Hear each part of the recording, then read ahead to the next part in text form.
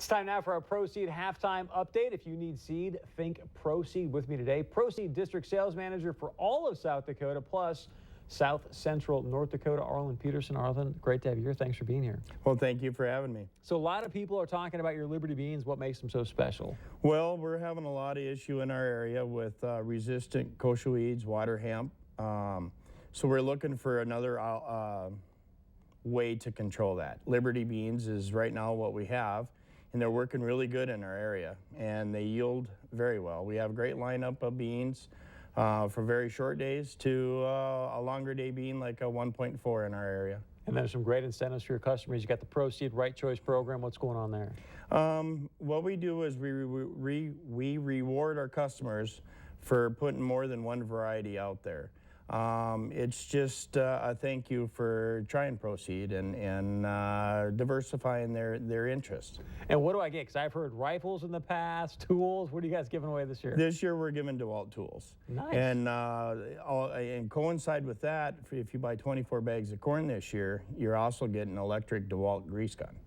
And any current customers that are with us, if they increase their purchase by 24 bags, they also are going to get a DeWalt grease gun. Quickly, how can people get a hold of you?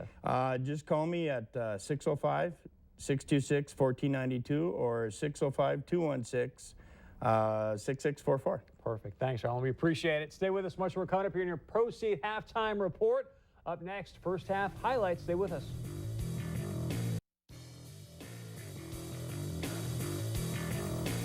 There is the Southern Illinois band on the field. The band is on the field out there at Saluki Stadium. Sorry, I had to get that in there. Let's welcome you back into the Proceed halftime report in our Fargo studios. Our score is 14-10, North Dakota State over Southern Illinois.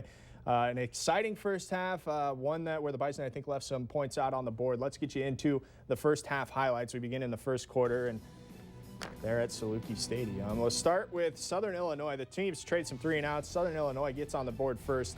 A field goal here, 33-yard field goal, and the Salukis take a 3-0 lead, but a good hold by the defense. A great hold. I've been impressed. I mean, 10 points only in the first half, thanks to the Bison D. Very impressive. Great run here by Easton Stick. Breaks one for 60 yards, which obviously set up a touchdown pass. We'll see that coming up here in just a second. But, yeah, great run by Easton Stick, showing off his wheels again. He's already up over 100 yards rushing in this game. Here is the touchdown run, or it was a run, and then, whoop, he just flips it out Tim Tebow's it right there. R.J. Erzendowski goes down as a 3-yard touchdown pass, but a heads-up play by Easton Stick to give the Bison the lead at 7-3. And then, as good as Easton was, this one he probably wants back. This is not the throw you want to make. No, there's a couple balls right now where he's throwing them a little bit late. If he can get rid of the ball just a step and a half sooner, I think you're going to see a lot more completions for Easton. And that was in the first quarter. We're here in the second quarter now. Mark Iannotti goes deep inside the 10-yard line, and well, that would set up this play right here. Jimmy Jones gets the give, avoids a tackler. Good play by Jimmy Jones here to get himself into the end zone. NDSU tacklers probably should have had him down in the backfield for a loss, but it doesn't work out that way, and it gives the Salukis the lead at 10-7. And then on the ensuing possession for the Bison, Easton Stick doing it again with his legs, getting the Bison deep into Saluki territory. It's a good run there as Easton, as I said, is up over 110 yards. Chase Morlock would cap off that drive with a 10-yard touchdown run to put the Bison up 14-10. A lot of stuff happening after that. Actually, C.J. Smith comes up with a pick, and the Bison fail to get points as Cam Peterson misses a 26-yard field goal right towards the end of the half. Let's take a look at our first half stats brought to you by North Dakota certified seed producers. You can see it there, rushing yards. The Bison already have 220 rushing yards. Again, Easton Stick accounting for 110 of that on 10 carries. And our analyst, DJ Coulter, said they need to hit that 300 mark. He also said 40 points, but obviously they're on track to hit the 300. Very impressed with the touchdown drive. I think they went 93 yards, 8 up, over 6 minutes of the clock. The Bison will get the football when they come back out in the second half. Critical they continue to have those kind of drives. And for everything that we've heard about the Southern Illinois offense, just having the 175 total yards in the first half, that's a pretty impressive job by the North Dakota State defense to kind of keep them on their toes, keep that offense on their toes. No, it's been fantastic to watch them. To hold that, I mean, they average 41 points a game this season. To hold them to 10 in the first half, very, very impressive performance by the NDSU Bison defense. Our score is 14-10 here at halftime. North Dakota State up. Should be more if they would have converted on some of those plays. When we come back, we're going to take you around the Missouri Valley and see all those teams in action. Stay with us here on the Ceed Halftime Report. Welcome back to the Ceed Halftime Report. All of the Missouri Valley Football Conference teams in action against each other this week. So let's take you around the Valley. We begin with Illinois State, the team that is leading the Missouri Valley Football Conference. They pull off a come-from-behind win over Indiana State, 27-24. That game is final, by the way. That game has gone final, 27-24. Illinois State improves to 5-0 in Missouri Valley Football Conference play. Indiana State had a 21-9 lead in this game, a rough way to finish for that. Youngstown State up on Western Illinois, 20-14 in the third quarter. South Dakota, as we go to the next one, South Dakota trailing Northern Iowa at the Unidome 20-7 in the third quarter there. And South Dakota State has a 22-0 lead over Missouri State, who is still winless in the Missouri Valley Football Conference thus far. South Dakota State looking to improve to 6-2 overall. 3-2 in Missouri Valley Football Conference if that score holds. Don't go anywhere. Chris and I will talk second half adjustments, and then we'll send you back out to Carbondale for the second half. You're watching the Ceed Halftime Report.